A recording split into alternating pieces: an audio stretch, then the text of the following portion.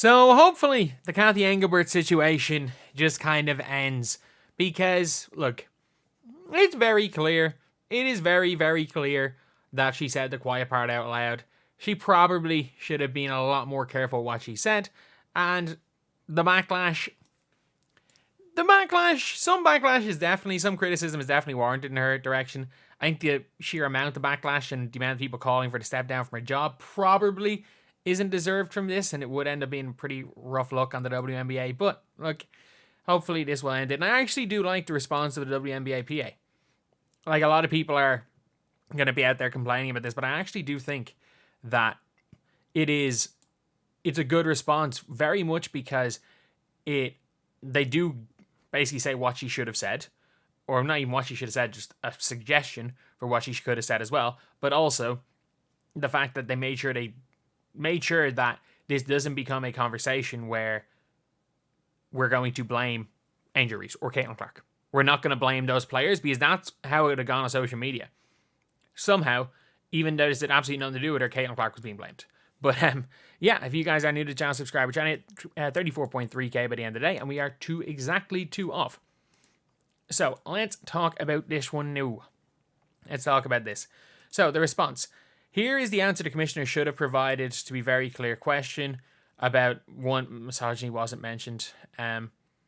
Harassment experienced by the players. There's absolutely no place in sport or life for the vile hatred, racist language, homophobic comments, and misogynistic attacks that our players are facing on social media.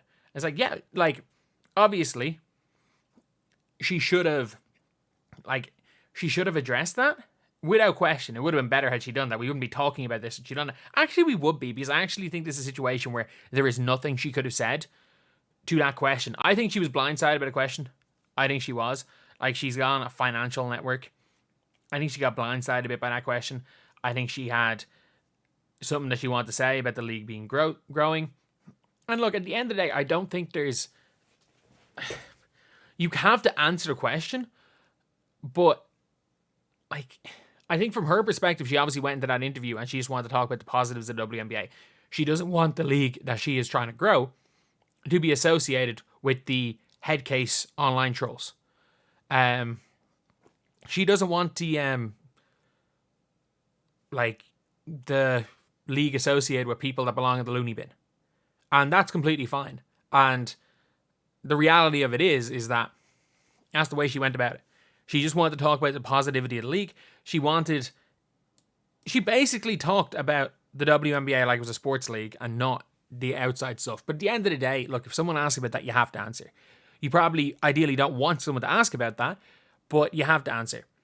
And yeah, obviously, just a blanket statement and just not being a horrible person. Obviously, you didn't even have to go into that much detail. I think it's just a blank, just some sort of a statement about that. It says, this is not about rivalries, iconic personalities fueling a business model. This is toxic fandom, should never be tolerated, left unchecked. You can't check it. Like, it demands immediate action. You can't do anything. Like, what do you expect? The only person that you can get immediate action from is Elon Musk. And Elon Musk does not give a flying F-U-C-K about this. It should have been addressed a long time ago. You don't feed the trolls. You don't feed the trolls. I actually, again, like, look, I don't mind this because everything is like sound logic. It's just not necessarily based in reality. But the problem is that reality shit. Like there's no excusing this. Reality shit. And in an ideal scenario, being able to address this can stop this. The problem is it's not. I really like this part. I really, really like this part. And you're like, why am I like criticizing them at the start of it? And it's like, not even criticizing any of this, because in fairness, saying she should have said this and there's no room for this, it should have been addressed. The problem is that it's been addressed by every single person. Nothing's going to stop. He says, as director of the WNBPA, now my 9th season, I can say I wholeheartedly welcome rising interest in WNBA over the last few years, particularly a surge in fandom sparked by this electrifying rookie class led by Angel and Caitlin. To the loyal fans who have been with the W for decades, thank you for your unwavering support. You know the history of the game and the players, you know us best. And to our new fans, welcome. Your energy and passion are recognized and appreciated. Together with all our fans, we will continue to grow a sustainable and thriving future for the WNBA. Thank you. And that is, you're basically saying that, and this stops the other, and I'm not these are not the, I'm not going to call these the crazies, but they're not far off it was better before. We ate the member berries. We want to go back. We want to go back to playing our players playing in empty gyms. We want to go back to the era where Gideon used to be able to buy courtside seats for $100 to fall asleep at a game. Like, we want to go back to that era. Like, those type of people. And I get it. I get it. When you are a fanatic of something that not a lot of people like, when it becomes mainstream, you're gonna be like, why can't it be like the old days? Man, I'm a huge Dermot Kennedy fan. The guy sells out 60,000 seater stadiums now in Ireland. He's like performing at Madison Square Garden. I watched him at a place called the Button Factory with like 500 people, not even 500 people, with like 250 people back in 2017 maybe. Like, I have been one of the biggest fans of this guy. And yeah, there is that like, oh, he was better when he was better before, wasn't he? He was better when it was just a few of us. But in reality, no, it's not the case. The league getting more fans is good, and I really like this part of the statement because they acknowledge that the new fans are good for the game. And it says, but let's be clear, fandom should lift up the game, not tear down the very people who bring it to life. I agree with that statement. Racism and the toll it takes on everyone is never tolerable. I agree. I think everyone agrees. I think Cathy Engelbert agrees. Let alone justifiable in the name of economic growth. I don't think she necessarily said that, and that's kind of where it is, but I get it. I do get ignoring the question and basically saying it's great, economic growth is great, basically. I get where this happens.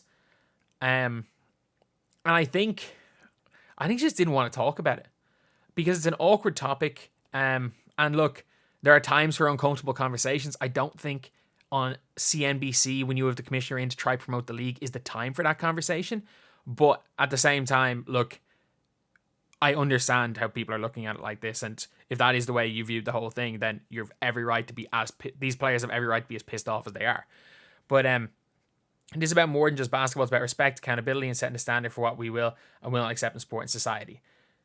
The problem is that, look, there's nothing you can do to stop it. Like, I've lived through Rashford, Saka, and Sancho missing their penalties. It doesn't matter what is acceptable for society. Like, what is acceptable on Elon's Twitter is not acceptable in society. Like, look, the vast majority, like some of these top tier players, if you are an Angel Reese at this stage, you got to use some of that money for security. Like, you got to do that. These players at a level of stardom where it has to happen. The problem is with it all. Problem is with all of this is that I feel like nothing is going to stop, and that's the issue with the WNBA players, is that obviously Cathy Engelbert should have said something. She said the quiet part out loud, and it's clear what she was trying to do. She has missed the mark entirely. Like, I actually think what she said, and like I say it in my first video, I think what she said was correct. I think she tried to not start this whole thing, and it just backfired miserably. I think the best advice to actually give to these players is to delete social media. And not delete their accounts, just delete the apps. So that if you really want to tweet something, you re-download the app and you can post it. You can post your stuff so you're not reading everything. And not that you're like doom scrolling. Like, that's never going to end up well. Like, for example, if you are one of these top tier players, especially if you are like an Angel Reese or someone who has just played against Caitlin Clark and maybe cheap shotted her or something, and you click on that notification tab, it's bad. It's really, really bad. Like I don't envy these players, but the reality of this is that what she said was right, and that the only thing they can do is ignore it. The problem is that wasn't the question she was asked. That wasn't the question she was asked. She started talking mid-question. She clearly did not want to answer the question. She was clearly blindsided by that. And look, even though I don't think anything she actually said was wrong, I think it was just a really wrong thing to say to answer that specific question. And look, I get why people are pissed. I will say, though, Cathy Engelbert can't do anything about it. That's just the unfortunate truth. She genuinely cannot do anything about it. There's nothing she can do. There is nothing her backing down won't help anything. Like, some people want her gone. And look, I really like this part of the conversation, because the problem was that people were alienating fans. And this very much is saying, like, we want as many new fans as possible, which is kind of needed because it effectively what has been happening for months is old fans trying to alienate new fans. Heck, players trying to alienate the new fans, even though the new fans are the reason why they're going to make double their money in the CBA. But yeah, look, hopefully that ends there.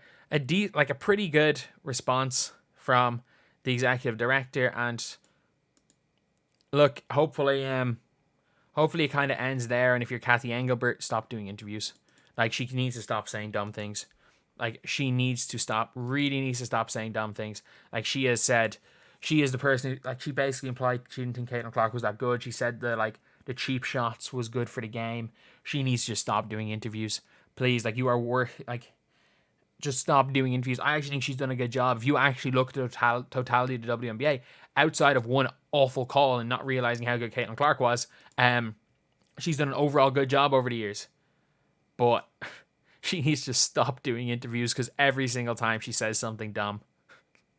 Like, and the worst part is that, like, today, it wasn't that she said something dumb. If she just answered a question that was probably like an uncomfortable question for her to try to answer, and maybe not, like, look, probably wasn't even the right time to answer that uncomfortable question. She answered that with a completely different answer that, given the context of the question, looks bad, even though I actually don't think she necessarily said anything bad in that answer.